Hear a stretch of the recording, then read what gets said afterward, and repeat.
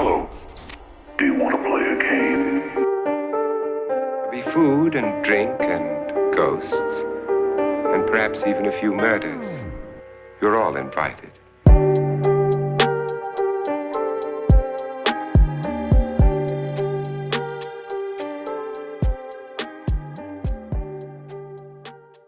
Hello and welcome to CheersToFearYT, where you combine alcohol and horror movies for your entertainment. Today we are making a drinking game for Tetsuo the Iron Man. Tetsuo was released in 1989 and written, directed, and starring Shinya Tsukamoto.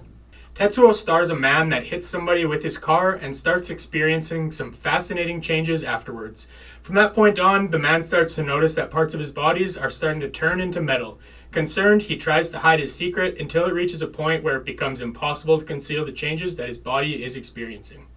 Just a bit of a forewarning, some of the rules do have mild spoilers for them. So even though this is your first time watching Tetsuo the Iron Man, we don't think that the rules will take too much away from the movie at all if this is your first time watching. Without further ado, let's move on to those rules. Yeah, so we'll start off with death. Of course, this is the rule for every drinking game we make, and this movie gave us 2 sips.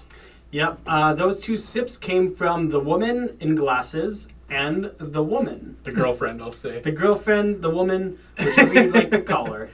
Yeah, there's no character names in this movie. Rule number 2 is whenever there is scream, cries, or yells, you take a sip. And this came to a total of 15. Yeah, pretty average for our drinking games, I'd say. Yeah. Nice sweet spot. Not much else to say. Maybe a little bit below, but that is A-okay. Slightly, yeah. But anyways, we'll move on to rule number 3. It's whenever there's a new metal growth shown. And this gave us 14 sips.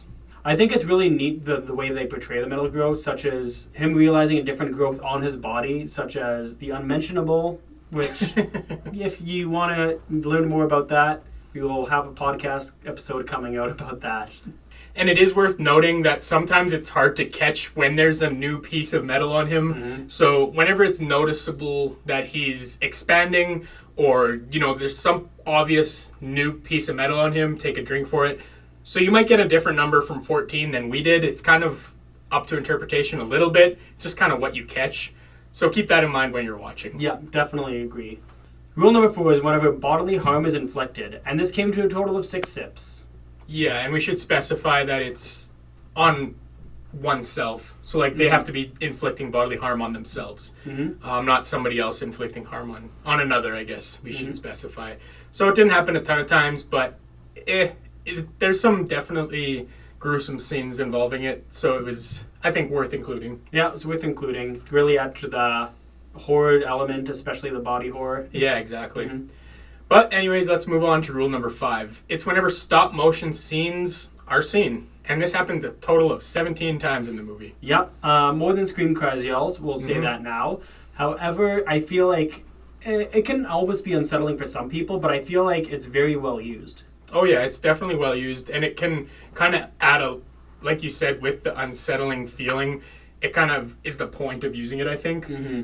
Not only that, but for budget reasons, I guess. But they do use it interestingly. For example, when the metal's consuming the body, or like in the chase scenes, we see it up a lot. But yeah, there's a good handful of them. I'd say more than a handful of times this definitely. Happens. Yeah, it happens quite a bit, I think. Mm-hmm. Well, let's move on to the 6th rule, which is whenever water is seen, such as sweat. And this came to a total of 15 sips. Yeah, sweat, dripping taps, just a hose with water, whatever. Anything with water, you take a sip. And there are a ton of sweaty people in this movie. Yeah. I think every time you see a new character, they're sweaty. Yeah, I'm pretty sure every time whenever somebody's starting to grow, or I guess the man has metal growths, he's definitely sweating in it. Oh, yeah. Yeah. And there's a couple sex scenes that they're both dripping sweat in, and yeah. I think it would take a lot of energy to have metal growing out of you. Oh, I thought you were going to say take a lot of energy to have sex. Well, that too. Anyways, let's move on to rule number 7. It's whenever somebody speaks. This happens 13 times in the movie. Yep.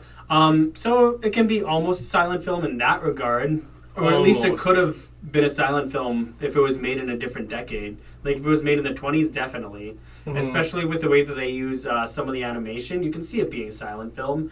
Which, in saying that, only 13 sips for speaking. Yeah, there's very little dialogue.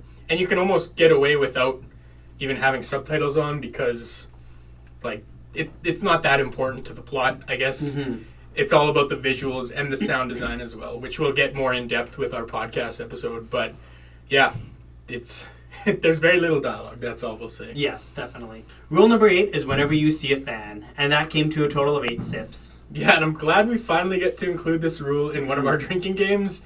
And the reason why is because as our group, our horror group that gets together to watch horror movies and makes drinking games out of them, there was a time when one of our friends came up with this rule just on the fly. We were all drunk already, and then we were watching Final Destination, and it was the intro scene. And there, for some reason, there's like a million fans in this intro scene. And then he's like, hey, a fan, take a drink. Hey, a fan, take a drink. And then every time we see a fan in a horror movie now, we have to drink because it's like a unwritten rule for us. It's unwritten rules. Along with some other unwritten rules, just some fun facts about us. We do whenever something can be dissolved by logic, such as somebody doing something stupid like dropping a knife, such as Laurie Strode in Halloween, or whenever you see boobies. Because who doesn't like a good pair of boobies? Not just women's boobies either. Men's boobies too. Men's boobies too. We're all about equality in this group. We are not sexist. Anybody's boobies, you take a sip. Well, let's move on to rule number 9. It's whenever the movie cuts to lower quality footage, and this happened 9 times in the movie. Yep. This is whenever the man and the woman are having sex in the woods, specifically. Well, that's one of the times, yeah. And I think it's worth us saying, this is the director's cut. Yes. That's the lower quality rule, or the lower quality footage. So if you're not actually watching the director's cut, this rule probably won't apply. So just keep that in mind. But the director's cut is so easily accessible. It's, I think, more common for people to watch at this point, and we recommend watching it. It's only 11 minutes longer in length. Yeah, and the movie isn't very long at all. Yeah, it's, the original movie is 66 minutes. The director's cut's 77, so it's a pretty short film, all things considered. So just keep that in mind. If you happen to watch the 66 original version, just forget about this rule and don't include it. You'll still have a good amount of drinks. Yeah. Anyways, let's move on to the final rule. The last rule is whenever you see steam, which came to a total of 16 sips. Yeah, it's a good amount for that rule. And keep in mind, this is separate from water. So whenever you see steam, you could technically consider it water, but keep it separate. Don't drink twice for steam. Don't count it as water, just count it as steam. Yeah. And there is a lot of steam in this movie. I think it's because, I don't know, it just helps with the atmosphere of the film, I guess. Anyways, that does it for the total amount of sips for this drinking game. The total amount of sips we got is 115, which equals about 4 standard 12-ounce cans based on our 30 sip per can scale. So it's a pretty decent drinking game, all things considered. Yeah, that is a fair argument, I would say. Furthermore, there's one thing that we have to consider, and that is the runtime of the movie. Yes. It's a good balance, we will say that, but 66 for 115 sips per 66 minutes. 77 minutes, technically, with the director's cut. Yeah. It would be, what would it be? It'd be 106 sips for a 66 minute. Yeah. So it's still like 3.5 drinks. Oh, yeah. Either way, like, if you were to compare that to, say, a 2-hour movie, it would almost be comparable to, 200 sips, I'd say. So, it's a good amount. And it's, I think it's still paced pretty nicely. You do take quite a few sips because it is a shorter movie, but I think it's still paced nicely and not too hard to get through, I guess. Yeah. It definitely has some speed on the drinking game, so you'll be taking a few sips, but it's not an overbearing amount of sips, so that's a plus. Exactly. And with all that being said, we hope you enjoyed our drinking game on Tetsuo the Iron Man. If you end up playing the game alongside the movie, or if you have any other feedback or suggestions, let us know in the comments below. Make sure to like and subscribe so you don't miss out on our Bottom Shelf Horror podcast, where we talk about Tetsuo the Iron Man. Thanks for tuning in, and this is us saying, cheers to fears.